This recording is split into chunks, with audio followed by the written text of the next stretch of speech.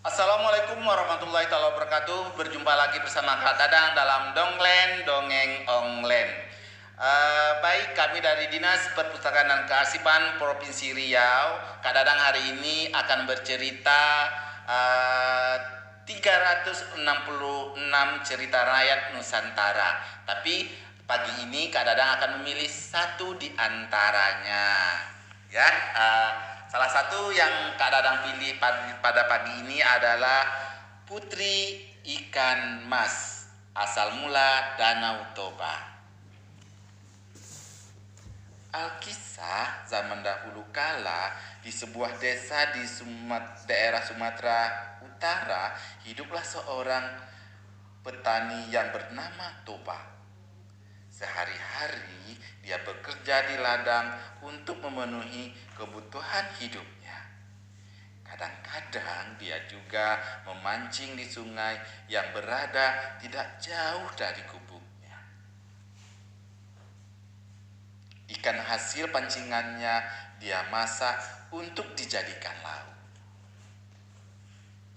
Pada suatu sore, sepulang dari ladang, Toba langsung pergi ke sungai untuk memancing ikan hasil tangkapannya akan dijadikan lauk malam ini. Semoga hari ini aku mendapatkan ikan besar. Gumam si Toba penuh berharap. Beberapa saat setelah melemparkan pancingnya ke sungai, pancingnya pun disambar ikan. Wah, pasti ikan besar yang menyambar pancingku. Gumam Toba berharap-harap cemas. Setelah beberapa lama pancingannya ditarik, ikan kesana kemari. Barulah pancing itu dia sentakkan. Tampaklah seekor ikan besar yang tergantung dan menggelepar-gelepar di ujung pancingnya. Ia sangat takjub saat melihat sisik ikan itu. Warnanya kuning keemasan dan berkilau. Betapa senangnya hati Toba mendapatkan ikan besar yang sangat indah. Sambil tersenyum, ia melepaskan kailnya dari mulut ikan itu. Sesaat setelah kailnya terlepas, tiba-tiba ikan itu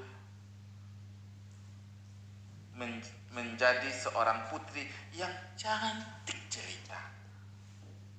Toba sangat heran melihat peristiwa ajaib itu. Apakah aku bermimpi? Gumam Toba sambil mengusap-ngusap matanya. Tidak, Tuan.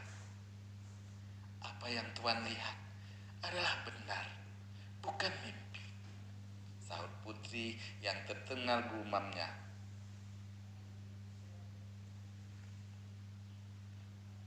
Tuan tidak usah takut.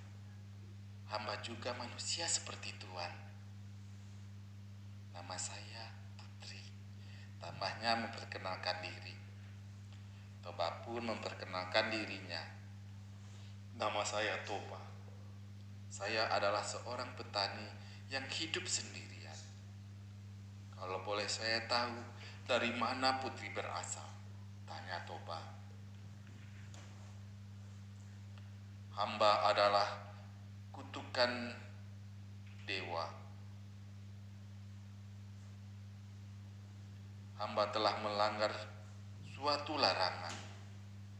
Jenis makhluk apapun yang pertama kali menyentuh hamba, maka hamba akan berwujud seperti dia. Oleh karena Tuhan adalah makhluk yang pertama menyentuh hamba, maka hamba menjelma menjadi putri. Jelas sang putri. Toba sangat terpesona oleh kecantikan sang putri. Seketika Toba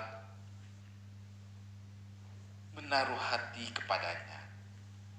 Ia pun mengutarakan isi hatinya ingin menjadikan sang putri sebagai istri. Bersediakah putri menjadi istriku? Toba melamar sang putri. Oleh karena merasa berhutang budi kepada Toba, sang putri pun menerima lamaran itu. Baiklah Tuan, hamba bersedia menikah dengan Tuan, tapi dengan satu syarat. Tuan harus berjanji untuk tidak menceritakan bahwa asal usul hamba dari seekor ikan. Jika Tuan melanggar janji itu, maka akan terjadi malapetaka yang sangat dahsyat. Jawab sang putri. Toba pun menyanggupi syarat itu. Setelah itu, resmilah mereka menjadi sepasang suami. Mereka hidup berbahagia.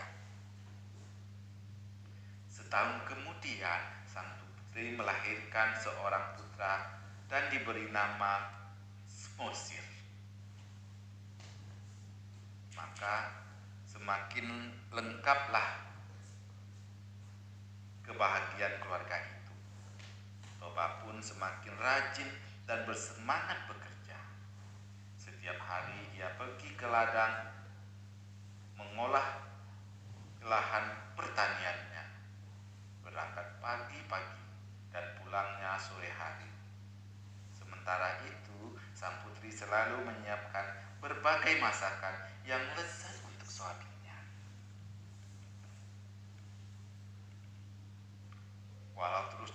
Waktu terus berjalan, Semosir tumbuh menjadi seorang anak yang sangat sehat, tetapi agak nakal dan pemalas. Jika disuruh membantu orang tuanya bekerja, ia selalu menolak. Selain itu, Semosir juga memiliki kelainan yang membuat orang tuanya heran. Ia selalu merasa lapar dan makannya banyak. Makanan yang harusnya dimakan bertiga dapat ia habiskan sendiri. Pada suatu hari, Semosir disuruh ibunya mengantar makanan untuk ayahnya yang sedang bekerja di ladang. Namun, Semosir menolak. Oleh karena terus dipaksa oleh ibunya, akhirnya ia pun berangkat dengan perasaan jengkel. Di tengah perjalanan, tiba-tiba Semosir merasa sangat lapar. Maka disantapnya makanan itu hingga hanya tersisa sedikit.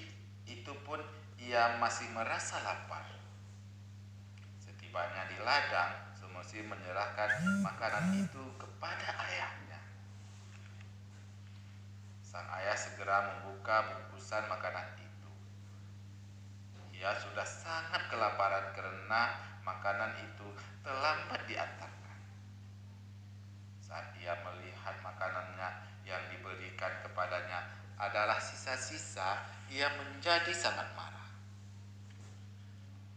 "Hei Semosir, siapa yang telah makan makananku?"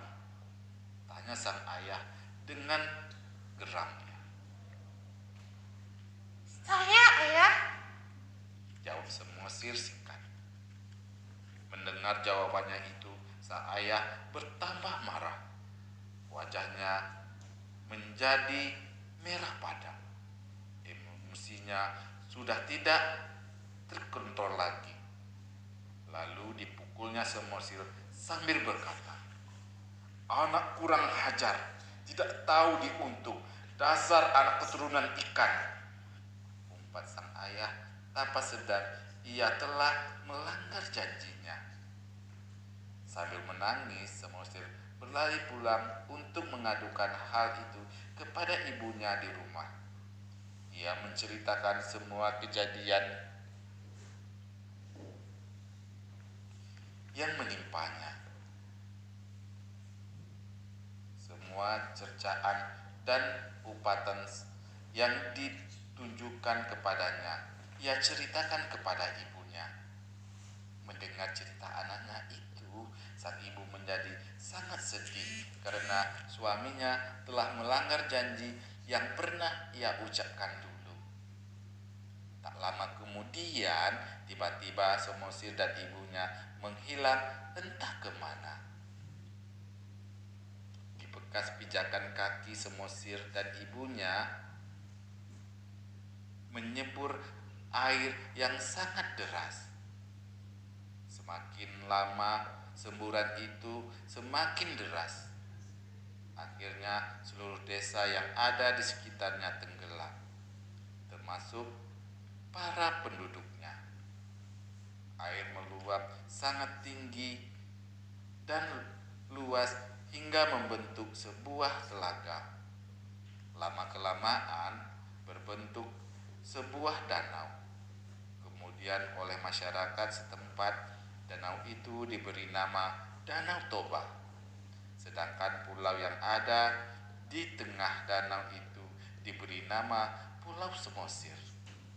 Saat ini Danau Toba dan Pulau Samosir menjadi salah satu tempat wisata yang sangat menarik di wilayah Sumatera Utara, Indonesia. Demikianlah cerita Kak Dadang kali ini. Lain kali Kak Dadang akan cerita lagi cerita Nusantara yang ada di bumi Indonesia ini. Buat adik-adik semua, selalulah bersemangat dan selalu membaca buku. Kemudian jadikanlah buku sebagai sahabat yang terbaik. Wabillahi taufiq wal hidayah. Assalamualaikum warahmatullahi taala wabarakatuh. Salam literasi, baca, baca, baca.